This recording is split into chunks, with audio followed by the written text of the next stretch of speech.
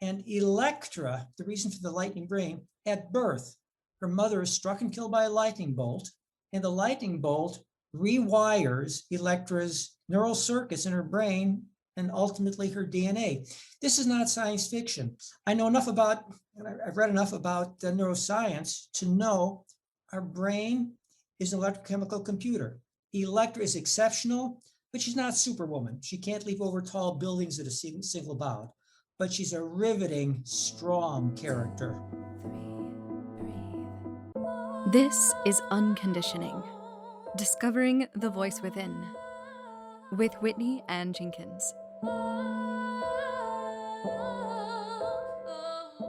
Hello, and welcome to the 23rd episode of Unconditioning, Discovering the Voice Within, where I bring on guests and we talk about the inner authentic voice and the challenges and the rewards that come from following it.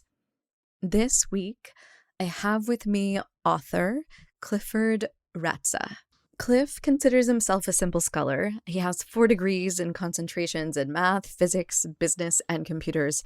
And he's also the creator and writer of the Lightning Brain series, which is centered around the character Electra Kittner, who was struck by lightning when she was born, and she has cognitive abilities that are far superior to the average human. And she goes on to try to save the world from a techno plague. And I came across Cliff's books because I am the narrator of his audiobook series. And this series came into my life at the height of the pandemic and the parallels of what was happening in life now compared to what was happening in Cliff's books was really fascinating to me, especially because Cliff started writing this series way before the pandemic was even on the horizon. And the books are filled with knowledge and educational information about psychology and neuroscience and quantum physics and AI and history and religion and politics. And so it was a real treat to get to dive deep into this series, but also the characters are very interesting and the story is entertaining. And it was just a very well-crafted, well-rounded series, in my opinion, because I got to be really, really intimate with these characters in the story because I was narrating it. So I got to know it probably a lot more than the average reader. So I'm really excited to have Cliff on the podcast and get to talk to him about his process and the creation of this world. He is kind and intelligent and humble, and I'm really excited to share Cliff Ratza with you today. Enjoy. There you are. Oh, how nice. How are you? I am fine, and I want to thank you for interviewing me. This is great. Yeah, I'm really excited about this because I've been very intimate with your work. And so, in a way, I've been intimate with you because it's your words. And so, I'm really excited to go down and explore this. It's a compliment to me that you like the books, and I want to thank you and John Kane for making all this happen. Absolutely. So, before we get into all of the books and everything, I'd really like to get to the beginning of what makes you you and go back to the beginning of Cliff. Sure. When you were perhaps a child or whenever this may occur. So my podcast is about following your inner authentic voice. And so I'm wondering, do you have a moment in your life where you remember that you realized that you had an inner voice of your own that wasn't influenced by your environment or your parents or anything surrounding you, but it was purely your own voice? Yes, as a matter of fact, in 6th grade, I wrote for a school report, travel log of a golden doubloon. I'm a baby boomer, and since I was pretty good in both mathematics as well as writing, I was channeled into science and stuff like that because of space race and all that. But I've always enjoyed writing, and I knew that I would combine writing with my math and quantitative skills. And while in high school, we read a book. This is William Golding's second novel. It's called The Inheritors. And that made me very interested in Clashes of Civilizations, which is the foundation of the Lightning Brain series and its sequel series. So, were you encouraged as a child to tap into your writing and find your voice, or were you supported? I was I was I was encouraged to go into science. Uh, I'm good with numbers as well as with words, and back in the late 50s and 60s, Sputnik and the space race, had a lot of generated a lot of interest for kids to go into science. Mm-hmm. I did that, and I subsequently went from science into business. And my business career has spanned all sorts of companies and industries. And I've written, you know, currently website designs and newsletters and stuff like that. I've always done writing. Fortunately, in the past 5 years, I've been able to free up time to write my novels. Yeah, so your books are so rich in the knowledge, and they range from poetry to philosophy to psychology to like neuroscience and history and religion and politics. So, were you raised with any sort of religion? Because I feel like in your books you explore that to an extent that's pretty open-minded. Yes, I was raised in I guess Protestantism, a congregational church, and for me, I'm what I call a simple scholar. I consider myself, mediocre in many things, but I have a breadth and depth of knowledge, and especially with the science as well as the liberal arts, and I explore that through my novels. Yes, you do. Would you like to talk about the inspiration behind your novels? Give the audience a little background on what inspired you to create this world. Sure, and again, I know to talk just enough, the Goldilocks rule, not too much, not too little. You're totally fine. The uh, William Golding is most famous for Lord of the Flies. His second novel is The Inheritors, which is the clash of civilizations between Neanderthals and Homo sapiens, prehistoric times, through the eyes of a mentally challenged Neanderthal. I thought that was a fascinating subject, and I thought I would like someday to write a book that shows a clash of Homo sapiens when they're being threatened by some existential, catastrophes. And I'd like to view that confrontation through the eyes of an exceptional being. That's Electra Kittner, my protagonist. I chose females rather than males. I like women better than men. And women are so much more interesting to write about than men. Yeah, I agree with that. No, it was a delight to be able to voice Electra and through all of that. So it's also very interesting the parallels of this story compared to what is happening in the world right now, especially with the pandemic happening and Electra trying to save the world from a techno plague. Um, and and so I began narrating these books like right basically at the start of the pandemic. So you had to have written them way before. So how did you know what was going to Well, happen? there's a saying I learned when I was in Texas, and I travel for running races over to Arkansas, and the saying is, even a blind hog finds an acorn now and then. Maybe I was lucky, but I do follow current events, and the science in my books is not science fiction. It's actually, I call it science future projection. And I realized that pandemics are something that's going to occur again. When I was a kid, we had the polio. That was a big concern. Then we had AIDS and then Ebola.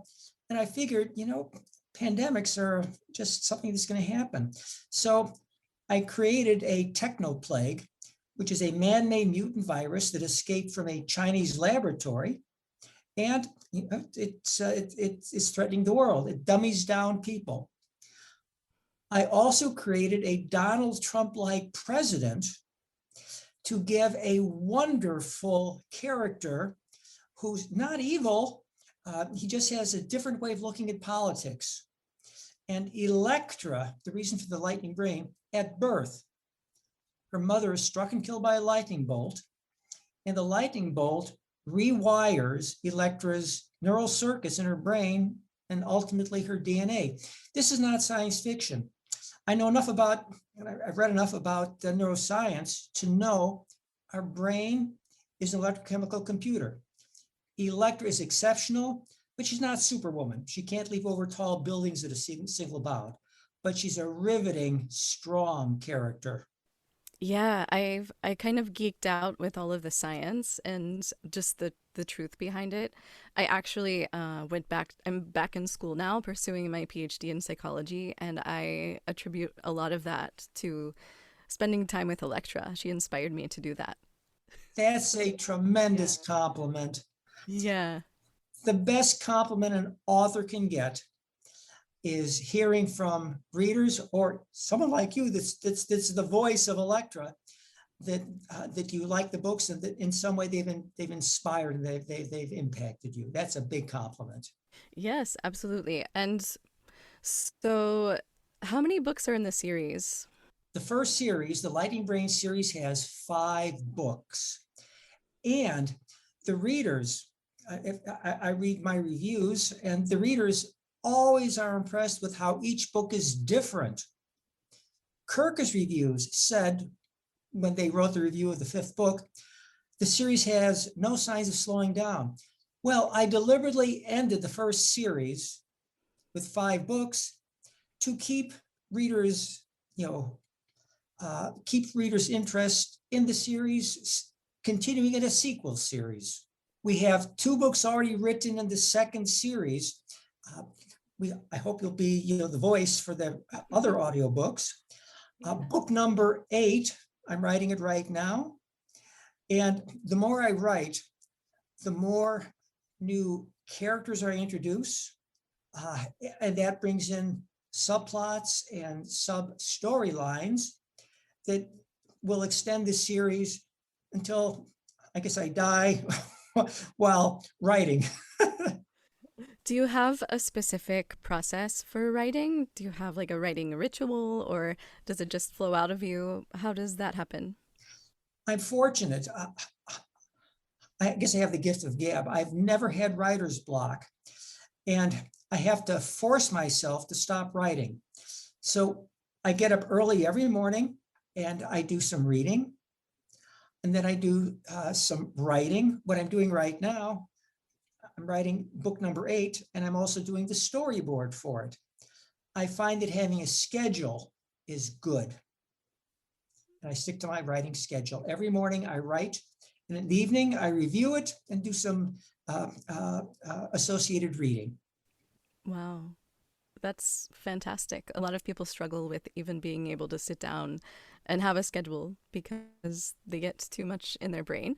But it seems like you have a lot of understanding of how the brain works. So maybe you're able to manipulate it to your liking. Well, the older I get, the more I realize how little I know, but I know enough to be able to put pen to paper. And neuroscience is something that I have found to be more and more intriguing. If I were to do science over again, instead of being in physics, I think I would be in neuroscience and psychology. So I commend you for what you're doing. Oh, thank you.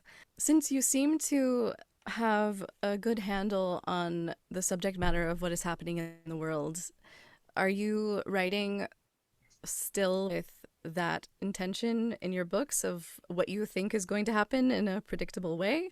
Or how are you writing? Excellent question. By the way, I learned to say excellent question or excellent answer when I was a sales representative. Actually, I was director of marketing, one of the Johnson Johnson companies.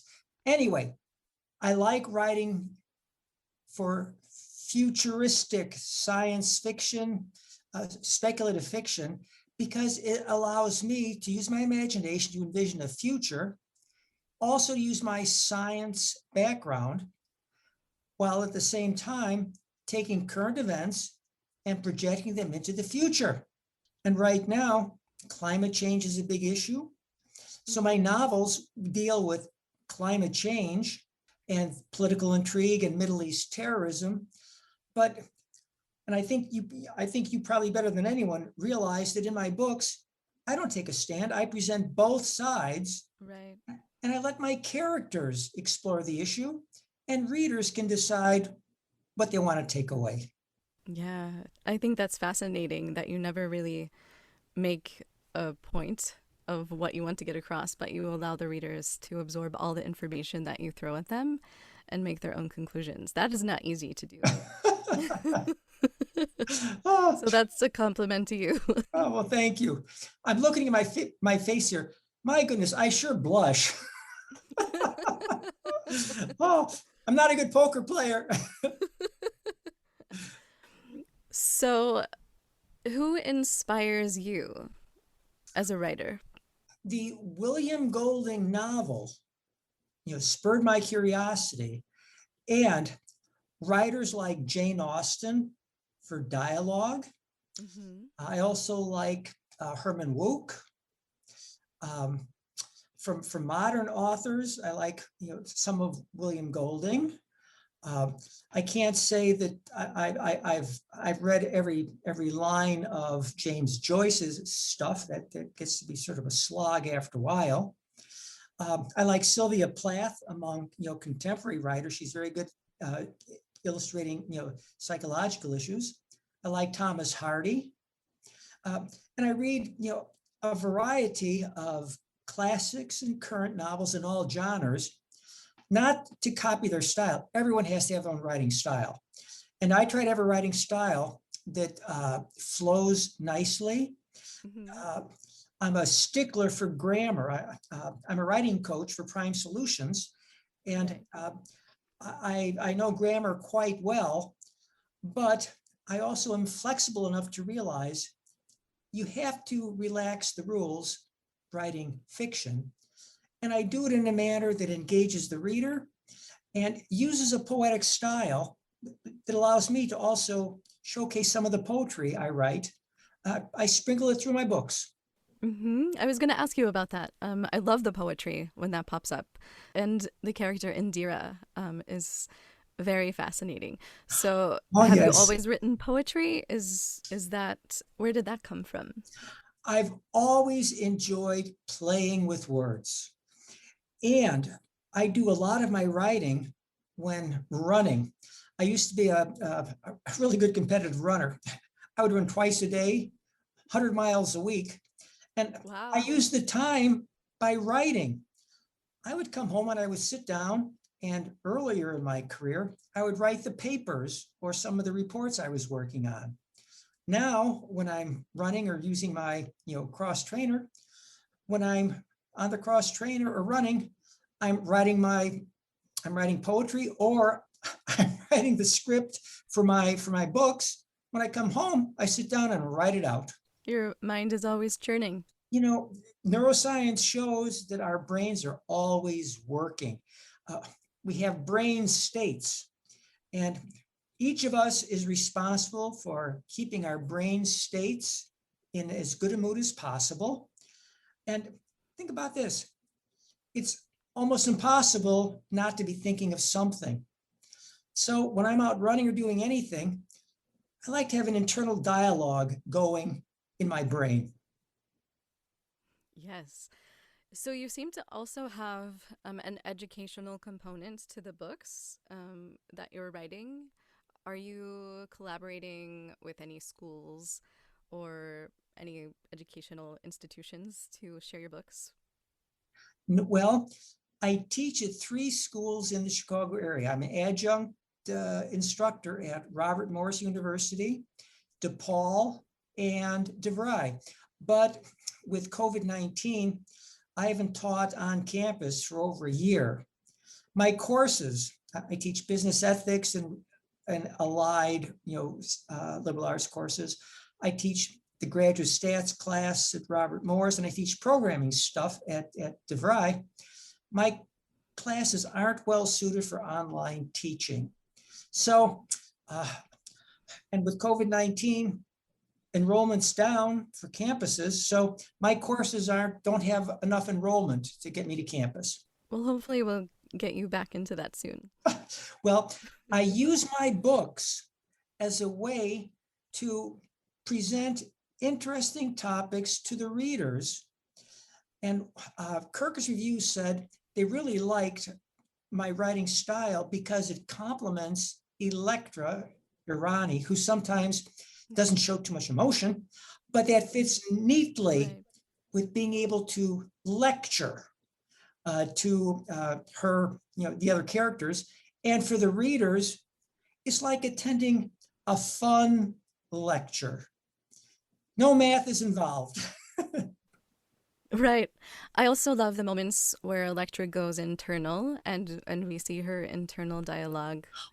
That was a lot of fun for me.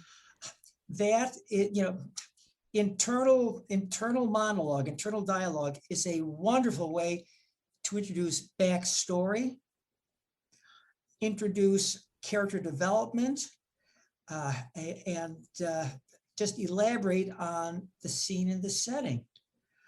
I love doing that.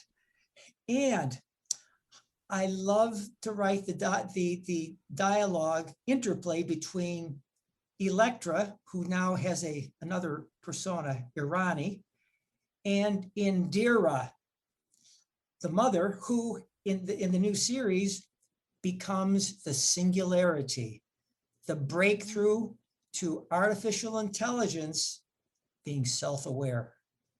Yeah, I love the explorations of consciousness too. Oh, There's so much in that you can explore. well, in the books, I explain what consciousness is. And like I say, I'm a simple scholar. So I try to make it interesting for the reader, which means I cut through all the details and get to the meat of the matter, which oftentimes the writings of philosophers muddle. So I try to make it very, very clear. I think it's very digestible. It's a lot of information and it's dense, but the way that it's written, it's very relatable, and I just love it. Oh, well, thank you for saying that. Electra uses the term information overload. Yes. And in the first series, she's always the one giving overloads to her friends, and they criticize her about that. Well, in the second series, Indira, the singularity, she and the Irani Electra duo are best friends, but Indira now gives Electra the information overload. Have you ever thought about taking this series and turning it into perhaps like a film or a TV series? That's John Kane's. He's my Prime Solutions all-in-one marketing company. That's what he's working on, because I truly believe that the depth and breadth of the series, as well as the action and the way it's portrayed, would make a wonderful TV or network series, either for cable or big screen. Yeah, it's because we have all these streaming services too. And the way that you've written the series is very episodic, so I can see it falling very naturally into that. I would like to see that, but the best reward I can get is having readers and people like you that say they really like it. They find it a riveting, fascinating series. That is the best compliment any author can get. The series takes place in the years 21, like 100 years in advance. The first series, and it begins with the first book, the Girl with the Lightning Brain, starts in 2092. That's when her parents, and I call them the world stars. And there's a lot of background, and you understand the background very well because you've lived the books. Yeah. There's a lot of background, but it all fits together. First book begins 2092. Electra is born in 2097. And the first book ends 21, 18, I think, or 21, something like that. When I think she turns 18 or 21.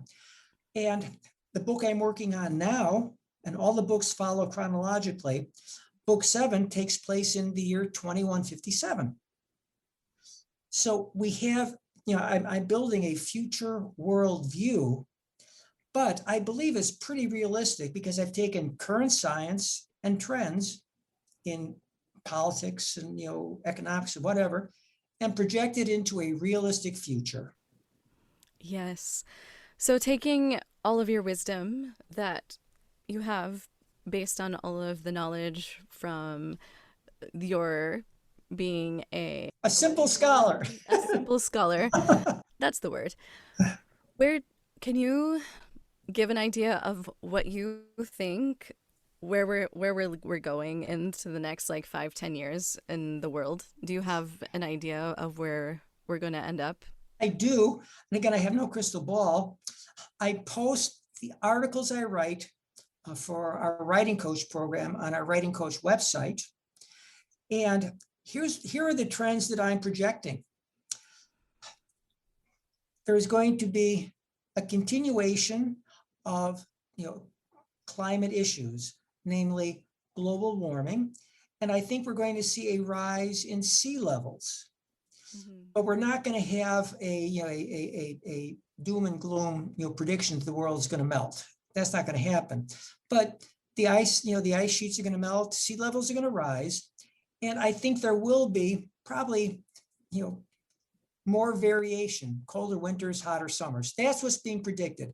I'm not projecting this. I'm simply taking what the experts are saying and adjusting it to my simple scholar formulas. On the world stage, I think we're going to see an escalation of the Cold War between China and the United States. I don't think it's going to lead to a shooting war, but I think we're going to see China becoming more and more aggressive.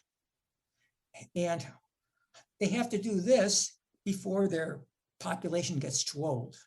I also think that Africa and India will become emerging superpowers. Yeah, that's a little hinted at in your books too, I think. Yes, and I've got characters positioned in all these locations so that it's not simply dropping something out of the sky. What was the Greek term? Ex deus machina, when you drop something into the book that made no sense. Everything that I put in the books are linked together. So I've got characters that are living in India and in China. And we've got characters that are travel to the Middle East.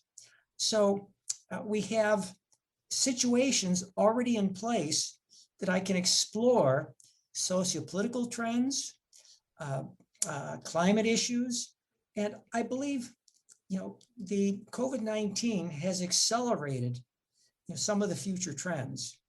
I think we're going to have, outbreaks of, virus, pandemics occurring in the future. I mean, it's unrealistic to think you can eliminate the common cold. It's been with us, for thousands of years. Same with COVID-19, but we'll adjust. By the way, Electra, thanks to Indira, she's able to get all these, wowie things done because Indira will help Electra when it suits Indira's purposes. Yes. Indira and the Electra Irani duo, they share certain goals, and I'll let the readers figure out what those goals are. Yeah. Would you like to share anything about your writing program and how people can work with you and Prime Solutions if they would like to? Sure. They can contact Prime Solutions. I think their website is primesolutions-llc.com. Okay, I can add that link into everything so it's easy to click on. Okay, and they can also go to lightningbrainseries.com, which is the website for the Lightning Brain series, and they can follow up there to contact Prime Solutions, and they can give them all the information about joining our writing coach program. And our writing coach program is actually, it's a win-win-win. It's good for the people that sign up because unlike other writing coach programs, our writing coach program is academically grounded. I've got 5 degrees, and in our writing coach program, I give them enough, background in linguistics and social sciences and science, so the writer knows enough, just like our readers will learn enough by reading the books, to be well versed in what they need to know. Yeah, well-rounded. I try this, just like my characters. I try to make my characters well-rounded. I try not to have any one-dimensional stereotypes for his readers. Yeah, I think you've done a great job with that. I've been surprised at times. Good. Yeah. So I usually ask this question to wrap up the conversation. If your inner voice had a billboard, what would it say to the world? A billboard? If my inner voice had a billboard, it would say, don't take life too seriously. Take it seriously enough so that you can find meaningful goals that you want to pursue, but don't put unrealistic pressure on yourself to meet all your expectations. Enjoy what you are doing. That's something Electra constantly has to remind herself. Enjoy the moment. Yeah, I love that. I would say that in future audio novels, perhaps intermixing some music in there would be of interest. Oh, yeah. Because in my novels, and you know this, there are certain places where Electra is thinking to herself, and in the background, she hears music. That would be a wonderful addition to audiobooks, but you know that better than I, and how to work that in. We'll see how we can get that in there. I'm a musician too, so I know. maybe I can finagle something. I have to commend you because you have taken charge of your life. You're originally from West Virginia? I am, yes. I've been through there, and I have relatives that live in Virginia. I've driven through West Virginia, and you deserve a tremendous amount of credit for picking up, and you moved. Are you currently in Los Angeles? Yes, I went to school in Chicago. I went to college in Chicago for acting. Northwestern or Columbia? Columbia. Columbia. Yeah. And then I went to LA, and I was a little frustrated about the inauthenticity of the business there. And so I went to Italy for a while, and Pittsburgh and Boston, and I've worked with some AI companies. I'm actually working with an AI company now. And so there's a lot of like overlapping themes within the Electra series. And yeah, it's really inspiring me. Everything you're doing touches on topics in the Lightning Brain series. Yeah, it was sometimes a little, I wouldn't say frightening, but amazing how something in the book would pop up and it would be like a parallel to my life. And that happens all of the time. No wonder you're such a wonderful narrator, a wonderful voice for Electra. May I ask you a question? Sure, yeah. Do you find that the Electra Alicia duo in the first series and the Electra Irani duo in the second series is easy to keep clear? Yeah, I think it's very clear. Oh, great. I loved the Electra Alicia duo. That was a lot of fun. Oh, I loved writing it because Electra, as you know, is sort of straight-laced and unemotional. And Alicia is her fun-loving self. Everyone has a fun-loving self. And Alicia becomes the actress and the politician. Fun to I was write. very surprised by that, but happy to explore that and play around with that. Well, like I say, you deserve a tremendous amount of credit for taking control of your career, moving from West Virginia to Los Angeles, and then your music and your neuroscience work and AI work, and you're very young, so time is on your side. Well, thank you so much. And thank you for taking the time to join me on this podcast. It's been a pleasure talking with you. Thank you again for having me on. And again, I thank you and John Kane at Prime Solutions for making all this happen. Thank you so much for joining me this week. If you're listening and you like what you hear, please consider subscribing and rating this podcast, as it really helps get this podcast out to other people who might be interested in hearing it but don't know about it yet. And also, if you'd like to contact me or reach me, you can reach me at unconditioningpodcast@gmail.com or unconditioningpodcast on Instagram. Thank you so much. And until next time, stay tuned in to you.